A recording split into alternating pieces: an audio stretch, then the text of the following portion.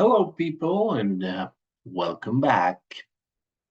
If all is well, you should have a model by now looking somewhat like this. Let's put some shades to it and see.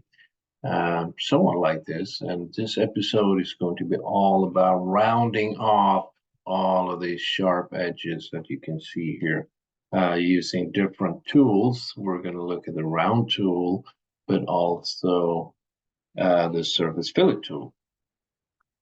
But we have one more thing to do, and that is cutting a hole for the key ring right here.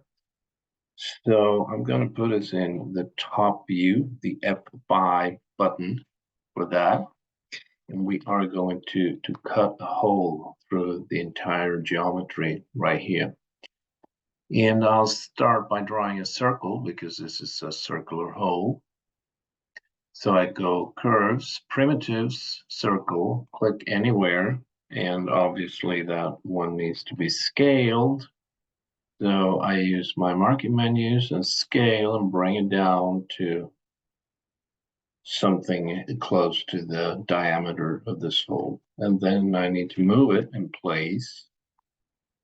I'm going to put it here and make an even space around, or I could even probably use the grid here. So I'll turn on the grid and I move this in the X direction, hold down the Alt key and snap it to that grid line. Then I can move it in the Z direction by using my right mouse button and bring it down. No, that did not work because that hole was not centered to the grid. So I have to move it freely by hand and try to find an even space around here. Something like that. And then we bring the scale down to the proper diameter of that hole. Something like that. Next, I'm going to go to the perspective view, move this circle in the Z direction upwards.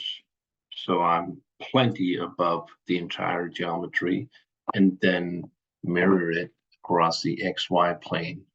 So I go edit, duplicate, mirror, make sure I have the XY plane marked, and then go. So now I have two beautiful circles here. Next, you know the drill. I go with a skin surface, create a skin between this circle and that circle right there. Make sure you have the crown mode off this time because you don't want this surface to be crowned.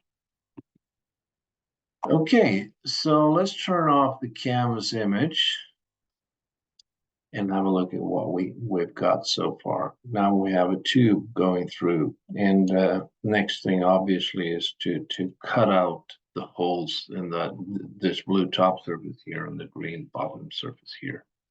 And we do that by intersecting the surfaces.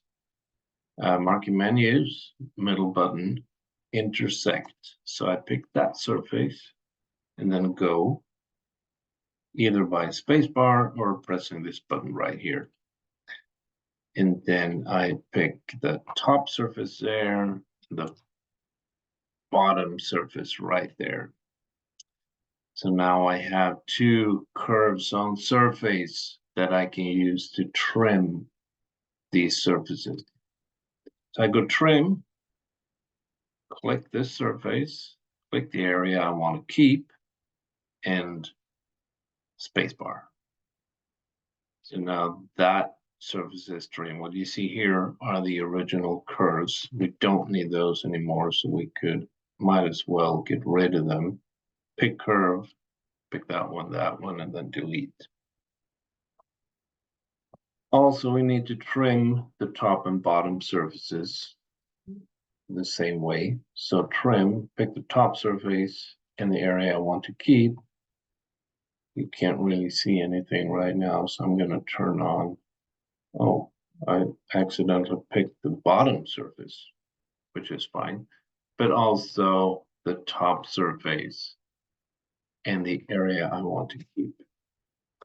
So now we have all the basic surfaces we need to start rounding them off. And we are going to start by using the tool round for the keyring hole here.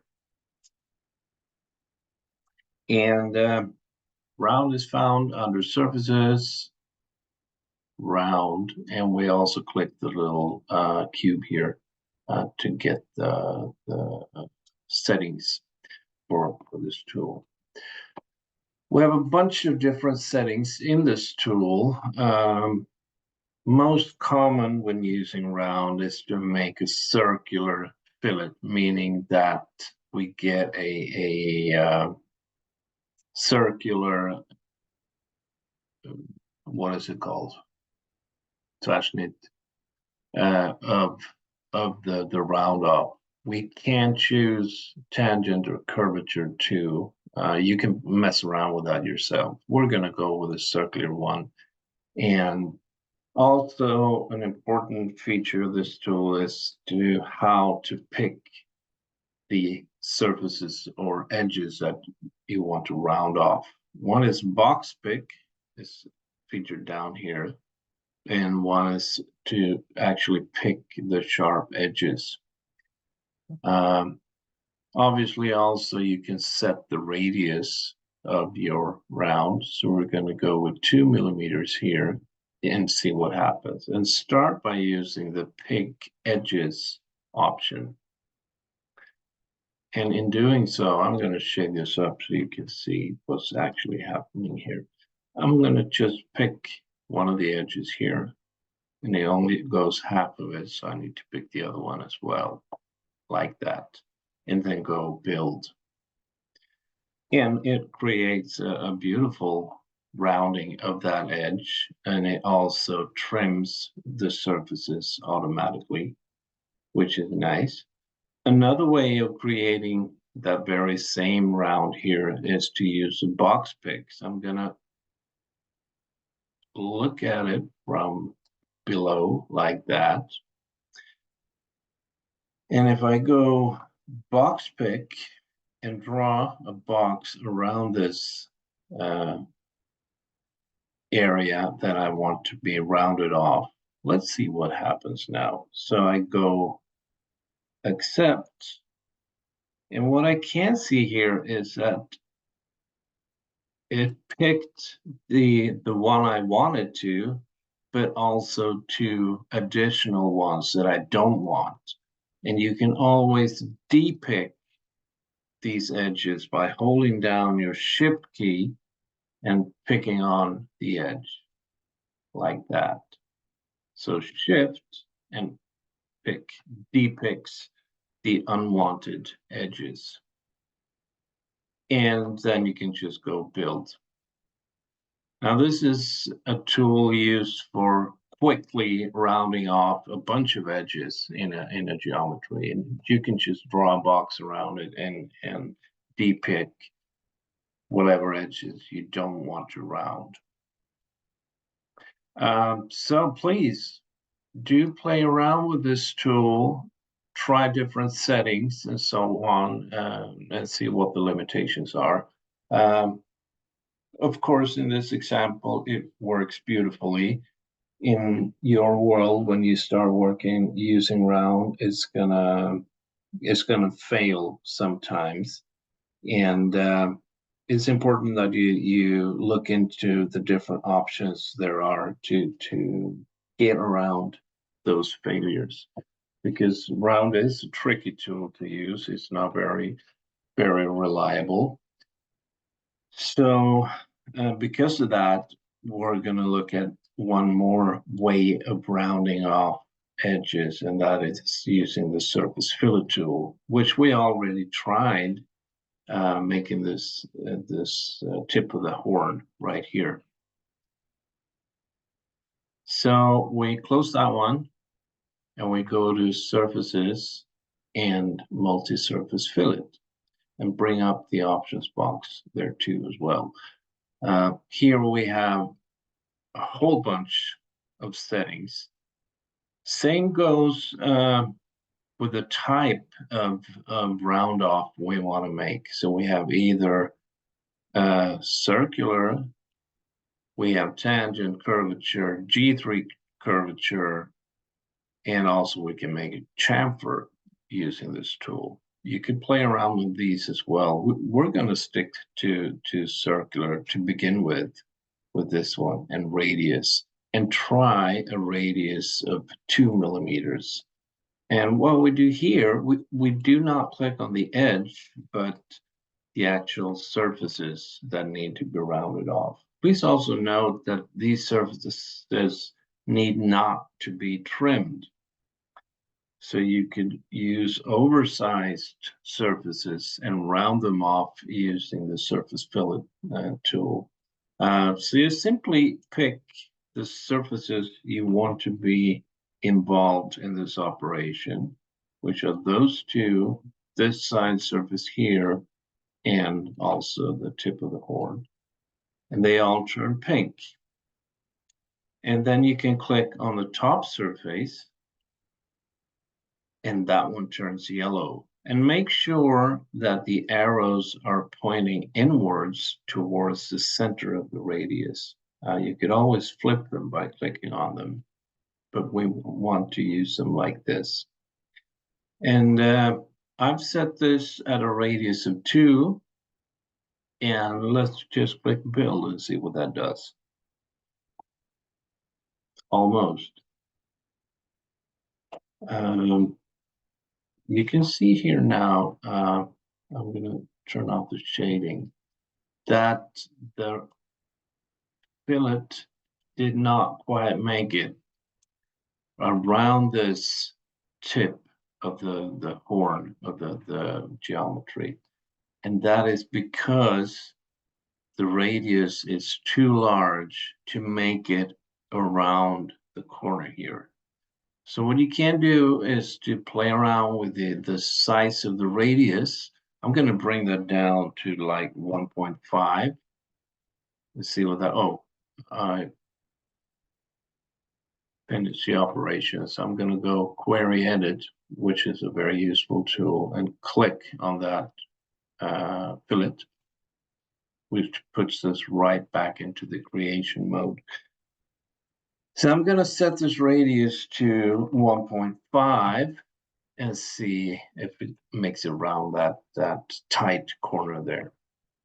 And sure enough, it did. And you can see here, we're just on the verge of collapsing this fillet. The turn here is very, very tight. So if I bring this up to say 1.6, it's still, no, it didn't make it, because you can see this surface here is dashed now. So 1.5 seems to be the limit when using a circular radius for our round off. Now there are some other options here which I would like you to play around with. I'll show you. Instead of using a circular radius, we could go for a tangent, which creates a much smoother transition between the surfaces. So I'm going to switch this to tangent and see what it does. And it didn't make it around that tight corner either. But here we have some new options. One being choosing radius or chord. In using chord, you can set the distance between the two curves that forms the radius and keep that as a constant. So I'm going to bring that down to say 1.5 and see if it makes it. Yeah, it did. And what you can see here now is that you have a form factor that can affect the shape of this surface. So if I move this up, the surface is going to be slightly flatter. And if I bring it down to, say, 0.3, it's going to be sharper. But the distance between these two edges is being constant. You can actually set that. Let's see, chord G1 tangent. Let's measure that distance. Locators measure distance from here to here is 2.1967. And go back into the creation mode of that fillet. If we set the chordal type to chordal length, oh, where did that locator go? It just took off, didn't it? Okay, so let's measure it again. So we measure this distance from there to there, and you can see it's clearly 1.5001. Go back to query edit. So it's 1.5 is actually, so the distance between these two curves is being held constant. And then you can play around with the shape of the round using the form factor. I'm going to set that to 0.5 now because that's the default, and it makes a beautiful, very smooth transition between the surfaces. And I'm going to do it again on the bottom part. So I click all these surfaces around the side, and then also the bottom surface like so. Make sure the arrows are pointing inwards towards the center of the radius, and then go build. And it should make a nice round on the bottom side as well. And that, let's have a look at it to see what it looks like before we conclude. A useful tool when shading up a model, you use the control box here or the diagnostic shade. You have all kinds of different shading options here. But in order to see it very clearly, let's turn off the grid first. You could use, and again, using the marking menus and right mouse button, toggle model.